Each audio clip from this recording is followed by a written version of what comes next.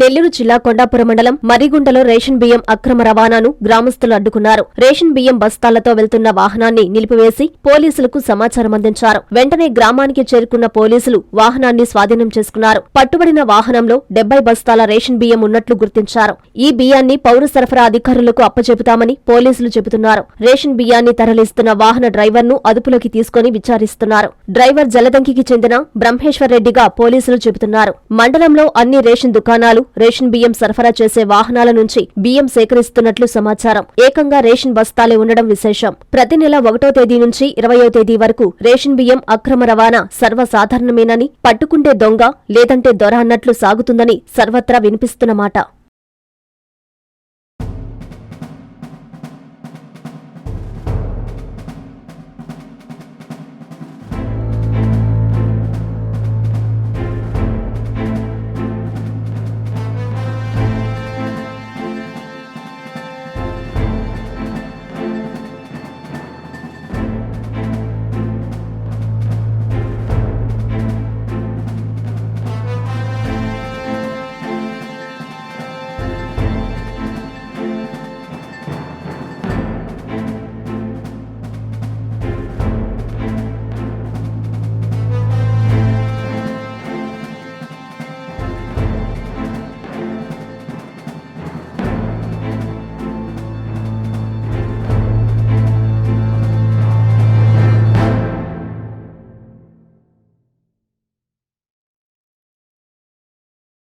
స్వాగతం సుస్వాగతం. రాష్ట్ర ముఖ్యమంత్రి వర్యులు శ్రీ నారా చంద్రబాబు నాయుడు గారి ఆదేశాల మేరకు రాష్ట్ర ప్రభుత్వం మరియు అమరజీవి పొట్టి శ్రీరాములు మెమోరియల్ ట్రస్ట్ సంయుక్త ఆధ్వర్యంలో అమరజీవి పొట్టి శ్రీరాములు గారి 125వ జయంతి ఉత్సవాలు మే నెల 18వ తేదీ ఆదివారం ఉదయం 10 గంటలకు నెల్లూరు స్టోన్ హౌస్పేట SBS కళ్యాణ మండపం నందు అత్యంత వైభవంగా జరుగును. ఈ కార్యక్రమానికి గౌరవ మంత్రులు శ్రీ పొంగూరు నారాయణ గారు, శ్రీ ఆనం రామనారాయణ రెడ్డి గారు మరియు గౌరవ కలెక్టర్ శ్రీ ఆనంద్ గారు, ఎంపీ శ్రీ వేమిరెడ్డి ప్రభాకర్ రెడ్డి గారు ముఖ్య అతిథులుగా మరియు అతిథులుగా ఉమ్మడి నెల్లూరు జిల్లా ఎమ్మెల్యేలు, ఎమ్మెల్సీలు మరియు ప్రభుత్వ సంస్థల చైర్మన్లు విచ్చేయు శుభవేళ.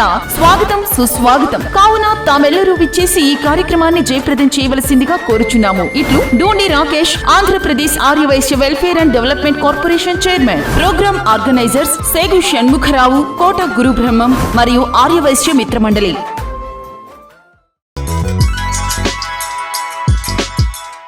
Hi Nilor, please subscribe to N3 TV.